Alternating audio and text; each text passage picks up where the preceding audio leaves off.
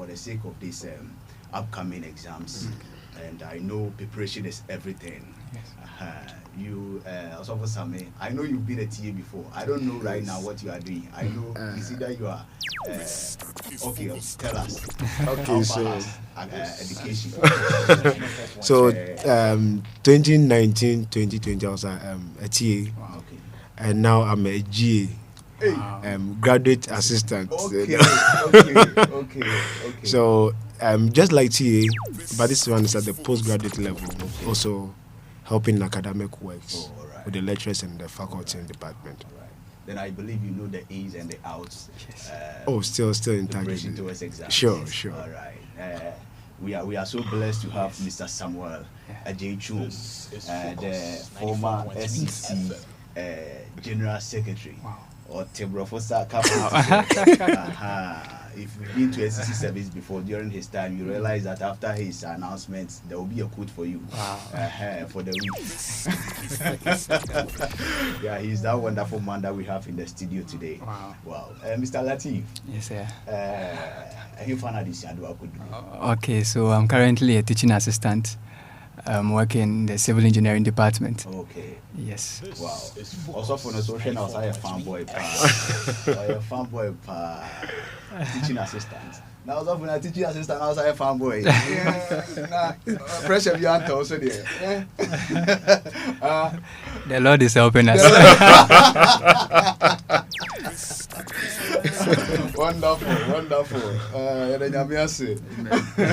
All right. So, exams will be starting, I think, on the 9th, right? Yes. 9th of, I don't know, other colleges, have they started already? No, some will start on Tuesday. Okay. This week, some will begin this week. This week, Tuesday. Yes, the health students, I think. Okay. And my department, some will start on Friday. Okay. So my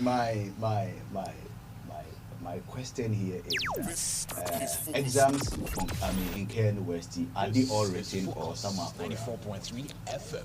Well, to my knowledge, from my faculty, we have the written. Okay. We have when we say written, students have different types. We have the MCQs, the shading. Shading is regarded as written for student. So we have the shading. We have the written form where you have to write on that brown booklet. I know some people have practical submissions. When you go to the arts, faculty of art, a lot of them have paintings to submit, drawing to submit. Some even have, some department, they go on internship with industries and come back. Instead of writing the exam, they do series of presentations on what they have, like a report presentation. And I'm sure, I've seen quite a number of the health sciences.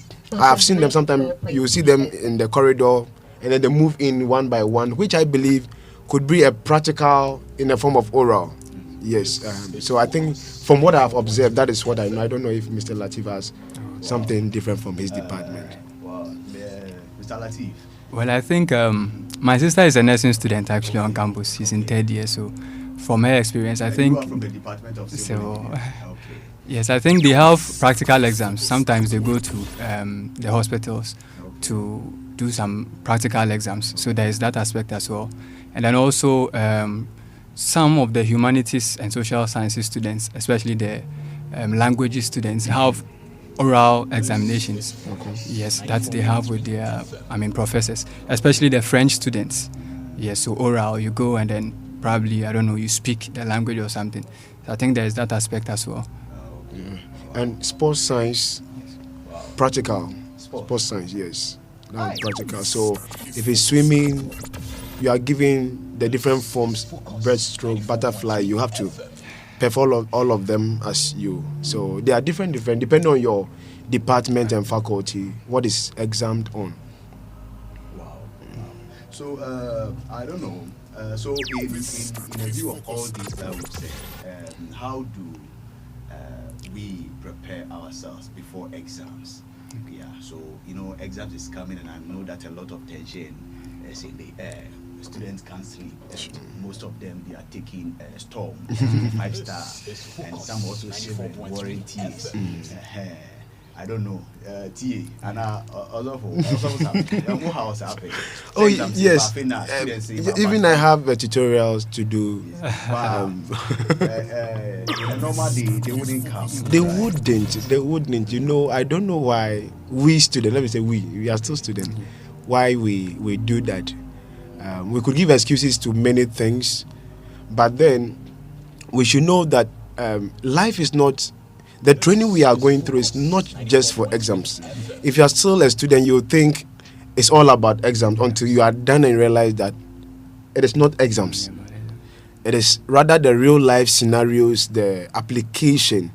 Sometimes the program or a course you are taking, you might not see its relevance until you find yourself in a situation where your knowledge, when applied, brings the solution. So if you only limit it to exams, I tell you, if anybody just think every course or any course is for exams, after exams you forget whatever you've studied. Even if there's a continuation, you realize it's as if you never talked about that. That was never said. So it's not just for exams. Let us not limit ourselves just to exams, even though exam is a crucial part. Exams is not just all. Even with final years, your thesis, it is not really an exam you go sit. But if you look at the declaration of your thesis, it states that it's in partial fulfillment. Okay, so whatever you are doing is just some halfway thing. The thesis also has its portion. And when you are done and you are outside on the job market, what you have accumulated, the principles you have understood, how to apply them, is what is going to really put you out there. So let us not limit everything to exams. Even though we are going to have exams, don't limit it to that. If you are studying, don't study for exams alone. Also, knowing very well that your CWA is also yes, at stake. Yes, it's very essential. So we are in Africa. Yeah. And looking at the number of pages, for example, a PDF, you realize that for the whole semester, the PDF is, I think, maybe 400-500 or pages. Yes. So, can you memorize everything before you go and write the paper? Okay, you don't have to memorize. Okay. If by now we've had a feel of that particular lecturer, how he set question because of the midterm, you've had a feel. You know, the only mistake is some people think, well, a senior gave me a past question of this lecturer, how he set questions and the rest. So midterm Pascal came. So main exam I'm not learning, it's only Pascal I'm going to chew. You'll be surprised. It could change. Just follow. For me as a student, I used to ask my lecturers. I will go to my lecturer personally and ask that, sir, madam, how would you love your student to answer your questions? Do you want it? Because sometimes you realize the exams you wrote, but yes, what did I do wrong? I'm not getting the score I'm expecting. Is it because I'm just thinking in the vague side, or I should be specific to something? So I go to the lecturer and ask that, can I see my midterm score if it's permitted? If I'm able to see it, I ask, why am I getting this wrong? I thought it was right. This is what I think I should do. I don't go as a group. Like a group, we are going to check and then you start to debate. No, I go as a person, individual, to go and ask and inquire how to go about it the next time. You know, and you'll be surprised to know that lecturers are willing to tell students how to go about their questions. And just a quick way, every day slide one, we push it aside. We forget about introduction and we quickly go to the main slide to read. It is a mistake. If you want to see where the questions will come from, look at the objectives of the course. All the questions will be centered there because the lecturer stated that at the end of this course, students should be able to identify this and this and that, be able to distinguish this and this and that, be able to communicate. That's where the areas the questions will come from. Okay. So if you want to go and read the whole slide and not paying attention to this specific, you say at the end of the course, this is what I want you to know. Anything you are seeing, this is what I want you to know. So look at the objective of the course and from there project into the slide all the one that seems to answer that objective. Just like a research work. This reminds me of our DHS letters that we write. Mm-hmm. So the introduction part in there, now I'm happy to write you. So the focus is the body. The body. That is where we focus too much. But we didn't know that the objectives. of the course can also help us Yes. to know the type of questions that Yes. are coming. Yes. So, Latif, dealing with this, memorizing everything before you enter into the exams hall, is it possible? Your take on that? It's not possible. Okay. It's not possible. Just as Osofo Same said, there are a lot of things in the slides that are meant for, just to inform you. Yes, they are not necessarily what the lecturer wants to, let's say, give you in the exam. Yes, and then just as he said as well, we are not being taught only for exams. Okay. That's why they add those other stuff.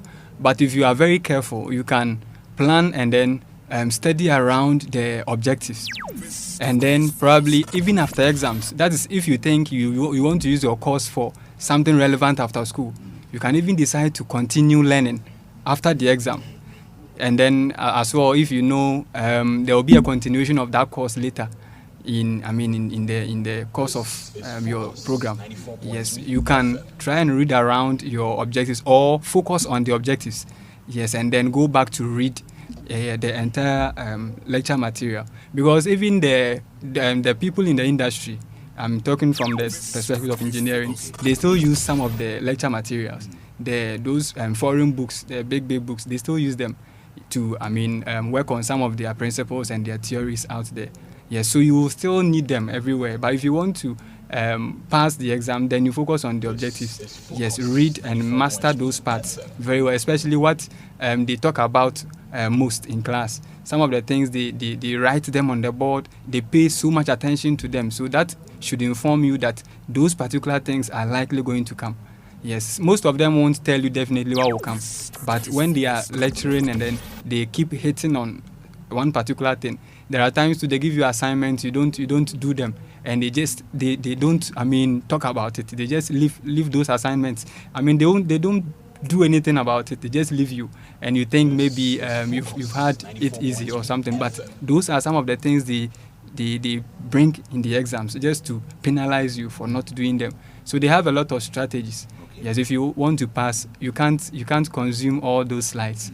Yes, I don't think it's possible. So I have two things to ask you based on what you said. Okay. The first one, let me say this one.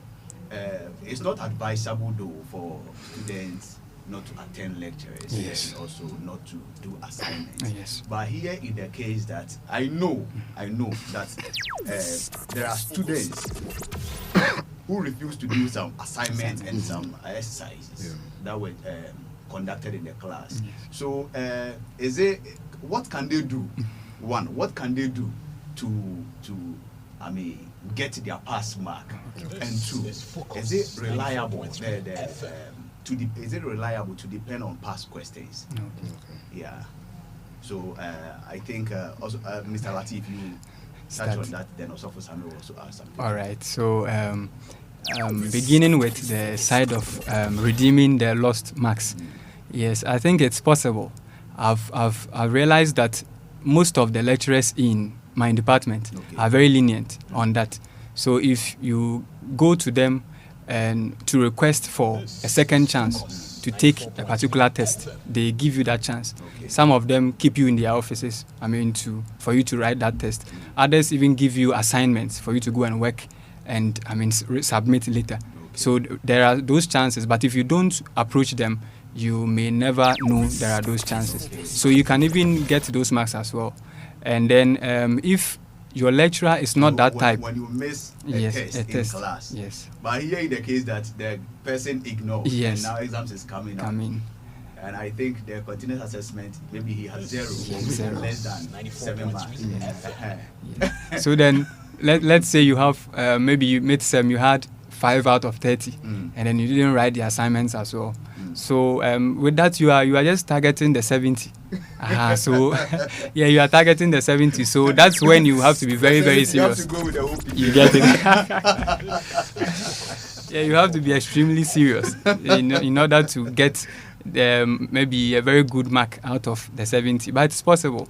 If there are a lot of lecturers who are willing to give you 70 out of 70. That's if you get it. Wow. Yes, in civil engineering, I had mates who had 100% in some courses, theory of structures and other courses. Yes, some guys scored 100%, and currently some are still scoring those marks in those courses. It's possible. So if you can, push and then get a very good mark in the end of sem, you are good to go. Since pass is I think 40.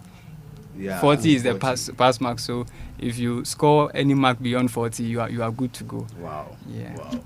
Also, Sabe. Yes, sir. Then I think you I don't know if you have something to say about the first one. Then you answer the second one for me. Okay. Is it reliable to past question? To study the past question? Okay, let me start from the reliability of past questions. Well, if you happen to chance on some past questions, past questions are good. They help you know how the questions can't be set. You know, you are seeing the slide, but you can't imagine how questions could come from certain areas.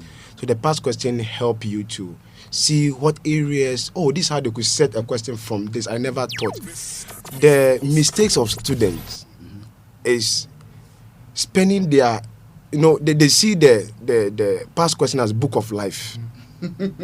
You see the question and you see the answer, and they don't get to understand why that is the answer. But the moment they take a screenshot in their mind, that when you see this question, this is the answer. I've done that before, and you'll be surprised to know that the moment you even if you try to read the question, you already see the answer first before. It's like your eyes see the answer. But you know something? What if there's the same question and at the end is except? 94.3 FM. It's the same answer, but at the end of the question, the lecturer has now added except. Sure. The same question, the lecturer has now added not. Sure. So the answer changes. And you, because you've memorized seeing the question and the answer without understanding why that is the answer, you're still going to get it wrong if there's a change in there. And can I tell you something? Talk to me, sir. I realized that some photocopy guys might have past questions, but they've seen that when their past questions are not answered, students don't buy. So what I have seen with my eyes is that they were shading the answer, circling them. Okay. So they were circling the. Yes, you see it answered and circled. So if you still don't understand, so if students will be truthful, the questions that past question drop, people still feel more than the one past question they didn't come, because we don't seem to understand why. It's like you are solving a QLA, you are trying to get the answer, you are not getting, and you see the answer. Okay. Then you go back with your calculator, you subtract 2 from somewhere, add 1 to somewhere, and the thing will balance. So I understand now, which you know that you don't understand. So why is that the answer? You must get to know. So the past question can help you. It is beneficial. And some areas where some programs like human biology, that's medicine, optometry, some things are static, yes. Which vein move from the eye to what? I don't know the name, just a question just coming up in my mind. But if this is the answer, 1,000 years to come, that is still the answer. So in such areas, past question is conk. If you have about 2,000 questions and maybe a course, I think there's a course called head and neck, and you're asked, what is the muscle moving from the left ear to this? It's still going to be the answer. So if you have a past question from that department, you are good to go. Okay. The moment you get to understand, okay, this is the nerve, this is the vein, this is the bone. How many bones are in a newborn baby? 200 and something is there. How many bones structure is in the adult male, adult female? These are static. They don't change. So for that one, yes, past question, you are good to go. But in an area where there's dynamism, it could change. What the answer is could change. So you don't just chew it. You have to understand why this is the answer. Then you go for it. So it is still essential you understand what is in the slide. Okay. Then after studying, you go to the past question. You get a better understanding why the answer to this question was A, B, or C. At my faculty, I remember first year, we used 2 scannables. Like that, you will not finish to copy. That's the trick. The trick is that you will not finish, so that you go and copy. And do you know the surprise? There was a certain question about 40 of them. If true, shade E. If false, shade A. Wow. Like, the natural mind is A and B, true or false. If true, shade E. And there was another section, if true, it said if the answer is false, why? You have to write it. But if it's true, shade A. And surprisingly, the only answer that was true was one question. The rest were false, and you needed to. So it was just like write the answer. So, you know, in all these things, lectures are not demons. They are not gatekeepers to your destiny that you want to kill them. It's to ensure that you understand the concept, whatever is going on.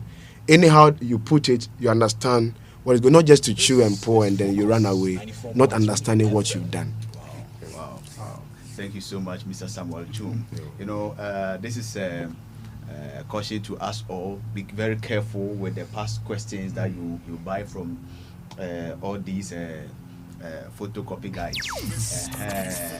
In order for you to buy their stuff, they do answer some questions for you, and you think they are already answered by the TAs, the Brela. So you'll be moved to buy them. And you know, sometimes they even buy it at a higher cost. Yes. In this 87, 83. Hey! All right. So thank you so much, Mr. Samuel Chum, for this powerful revelation. Okay. So you know, when now we are entering into the exam hall. You see, you can be asked. I know a lot of students. I've personally had that experience before. I've gone to the exams hall where I'm asked a specific question, but I have no idea about it. So what I do is, or what I did was, I wrote what I know, and it doesn't match to the question that was asked. Yeah. Sometimes it's only God. I don't know. Is it normal? Does students do that? You've been a TA, and when you are marking scripts, do you see that? And how do you treat such students? Oh yes, you so see that we wouldn't go from the exam for thinking that we've written something, and you know, this kind of boldness and thinking that we've been able to write something. And when the results comes and you are finding yourself below belt, you be like, this lecture I have to go for remarking. Then you join the people who are going for remarking. Once you know. So, Mr. Lati, have you seen some before? Yes, I have. Okay. Yeah, I have. I think all the courses I am TA for. Okay. The lecturers set written parts. So I've seen some of these things. Sometimes, you know, they don't know what to write, but they just write anything. Okay. Yes, I've seen this a number of times, and that is supposed to intimidate you on the natural. But sometimes God has helped us. So when you see that, you just ignore and then just mark it wrong and go your way. Yes, but any other TA, if you haven't been helped, I just want to say, if you haven't been held by God, you are likely going to be offended by that. And I don't know what any other person is going to do. But personally, I just mark you wrong and go. Yes, once the answer is wrong, I just mark you wrong and go. We back JHS. French, I hear what French essay. As I the tree cry, French essay. Yeah, Baba, you did quite anto. It's maybe never trying to bro. That's amazing. When I pass my so what's up with okay, Mr. Latif, I think you're not done with that. Oh, okay. I think with something like that, I've realized one thing about some of the lecturers. If they make sure that if you put something down, then they probably give you 1 mark or some 2. Okay. Yes, just for you to take home. Okay. That if you wasted your pen on the paper. Yes, some of them do that. So I think in a way that is not too bad. Okay. But what I would advise is that you have to make sure you are putting down something that has, that is related to the topic. Yes, don't make it don't put down something that's too off. Yes, what is expected of you, and that's probably going to earn you some marks.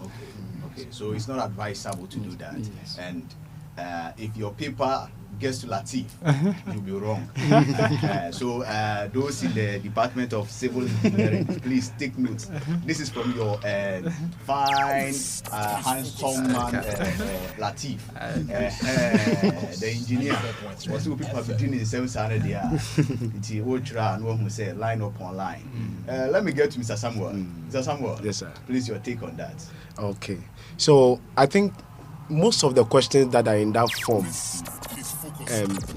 if I don't know how consistent it is with other departments, but you realize that most of those questions that are written in that form are questions that probably the lecturer asked in class, or sometimes the lecturer even referred to something that was said in class, and realize that that one, if you were not there, no matter how hard you try, sometimes you just open, you see the question, you realize that this person was not there. He's just writing something.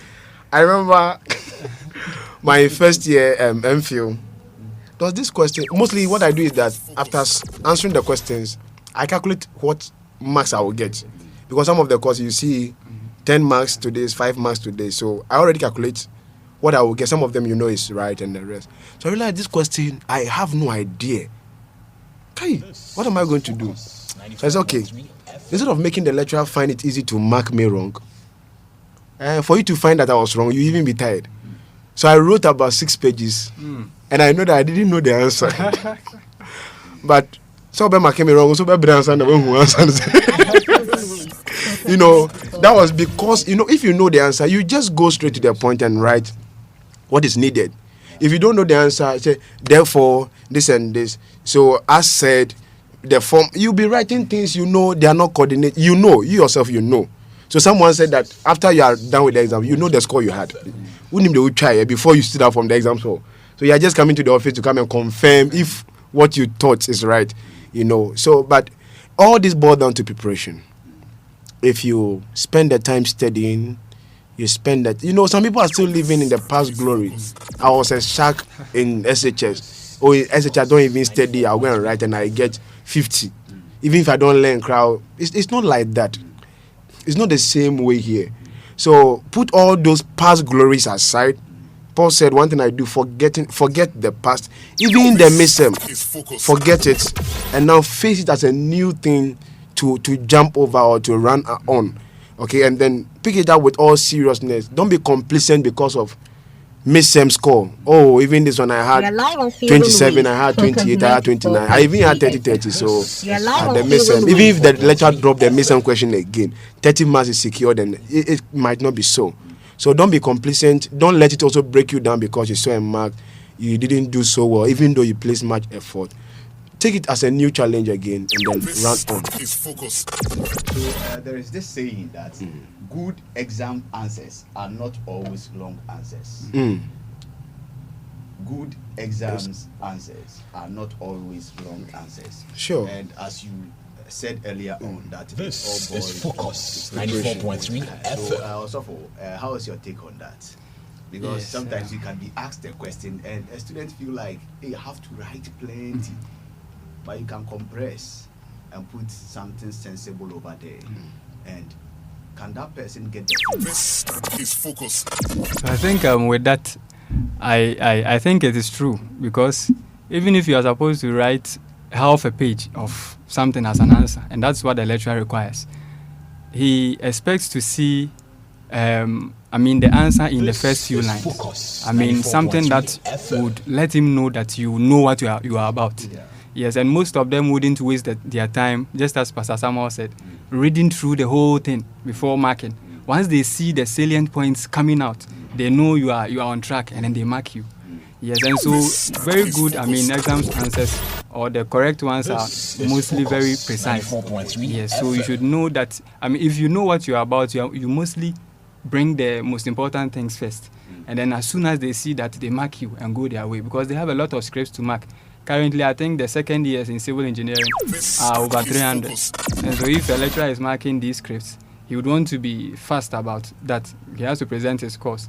So if you write, legibly, and you have the best of points coming up first, then you know he may just want to mark you and go. This is Yes, and that I Focus want to chip in the 94.3 issue of FM. handwritings as well.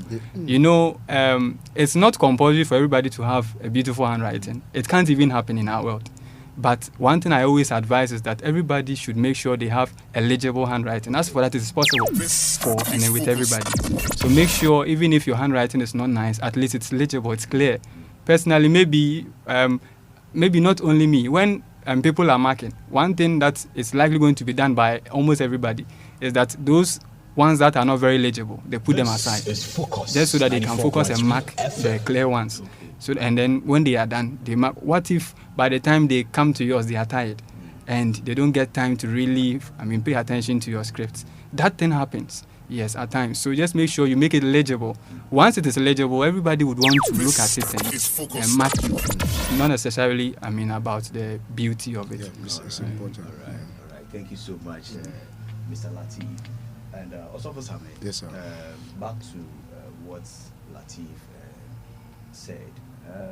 This is Focus 94.3 FM. Enter the exams hall, you know something.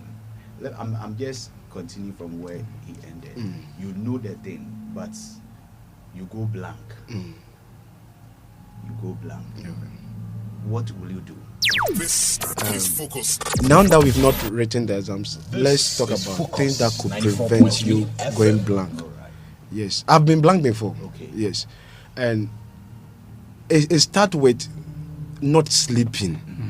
If you don't get the rest you need, okay, not necessarily the 8 hours at this time of exams, but then if you don't get enough rest, you are likely to go blank.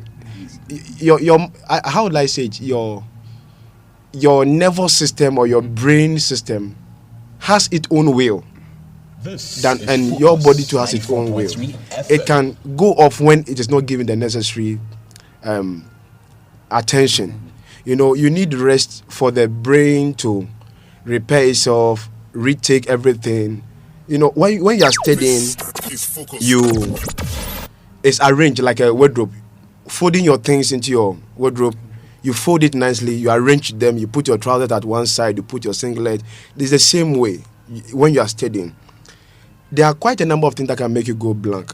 One of them that students don't pay attention to is, if you want to recall easily, the way you sit when you are studying is very important. If you are going to write an exam like the one we are coming to write, KNUST exam, there's nothing easier there. Sit the way you would have sat in the exams hall. You see somebody sitting learning and then the person has his leg in the chair. Have packed the two legs on the table and the person is learning. Fine, your body is undergoing a storage process. You are storing the thing in a certain. So what you are seeing, those who even learn with song, this is where you will learn so much with song. In the exams where you don't have song to listen to. So in trying to remember it, you stored it along with song. So as long as the song is not playing, it will be very difficult to separate that knowledge from the song. You store it with the song. So if you want to retrieve, the song make it easier for you to retrieve. So if you are going to sit as if you are going to write the exam, your chair upright, seated upright, and then you are studying. In the same posture, if you want to recall, the body has stored it in a certain way, so it's easier for you to recollect. But if you don't do that, you find difficult. Sometimes if your mind wants to tell you that you didn't do it well, it's like you have seen the slide but it's blurred. When that thing happens to you, that means your storing process was not right. So make sure you are seated well. The exam, so you're not going to get music. So even though you study with music, please, this one, put the music aside and study as if you're in the exams hall, okay? And position yourself well, have enough rest, and eat well. Eat well. Some mistakes students do. I've had students who have missed their paper.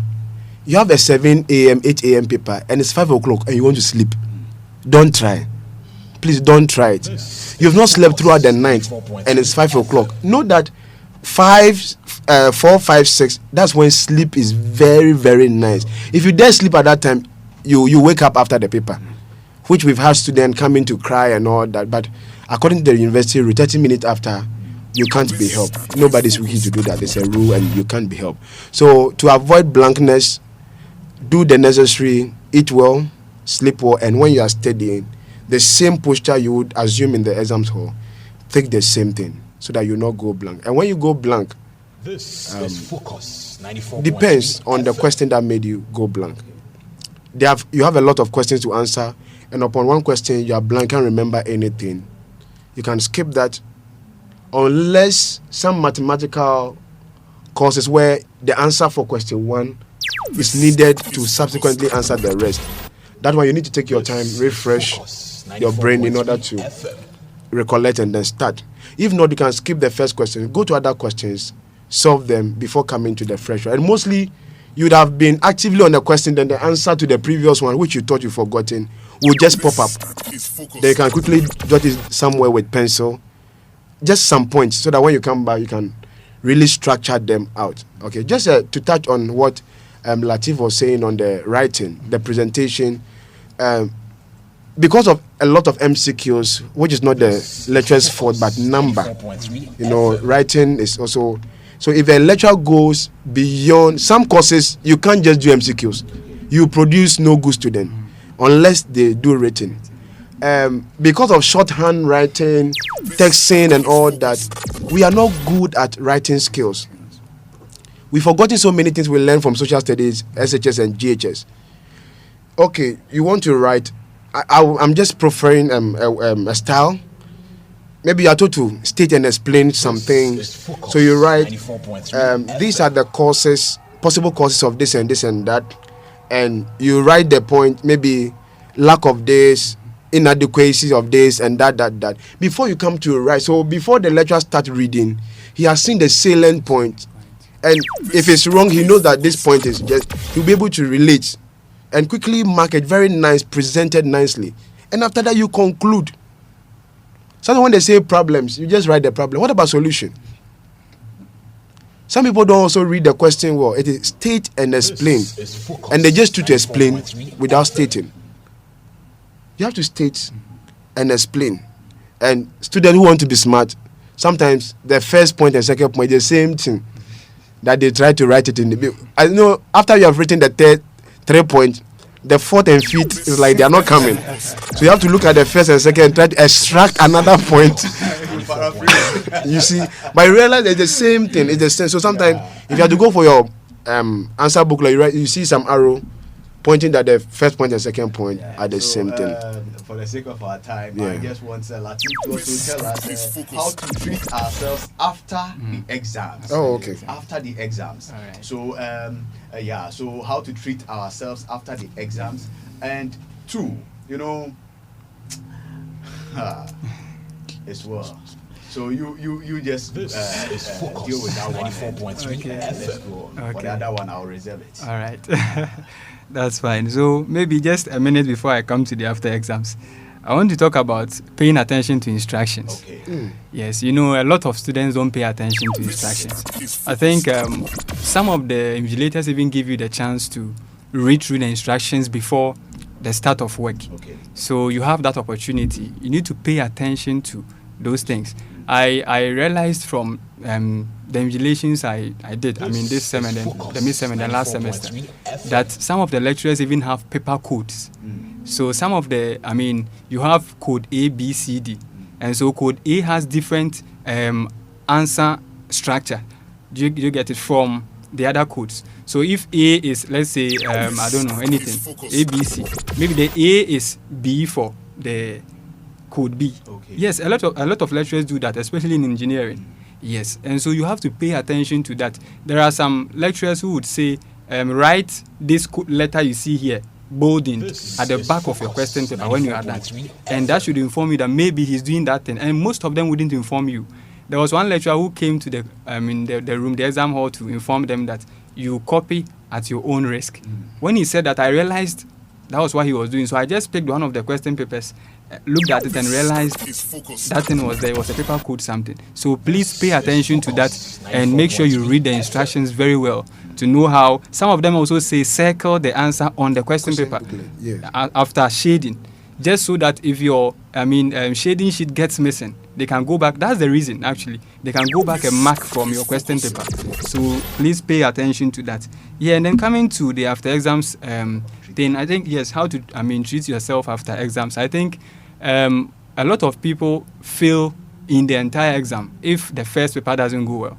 Yes, they fail in the entire exams, and that is because maybe emotionally or psychologically they go so down that they don't even want to learn again.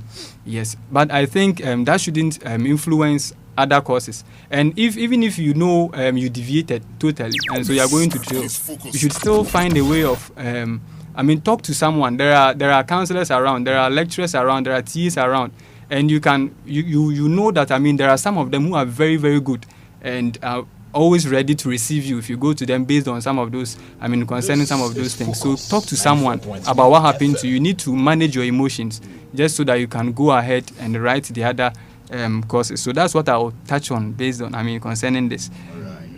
So Osofo Sam, fast forward, because for the sake of our time, is it advisable to talk about the exams after? His focus. When I was actively writing exams, after I've studied, I spend a good time studying. When I come there, I don't join any group to discuss. I stand my somewhere. If I'll be praying, I'll be meditating, I'll be praying in tongues, I'll be doing it separately somewhere, silently.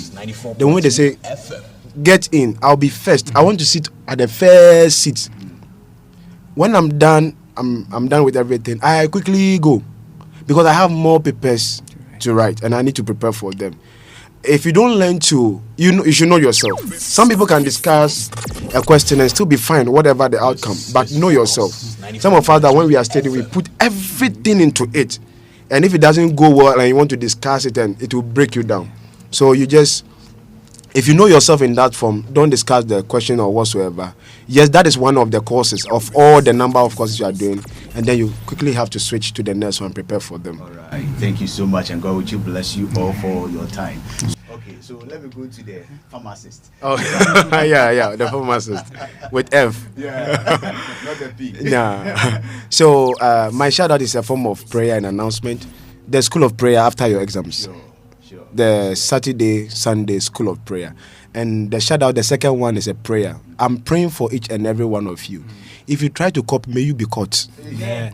In the name of Jesus. I'm not missing words. If you copy, may you be caught. Especially anybody that named the name of Christ, may you be caught. Amen. Don't copy. Represent Christ well. Amen.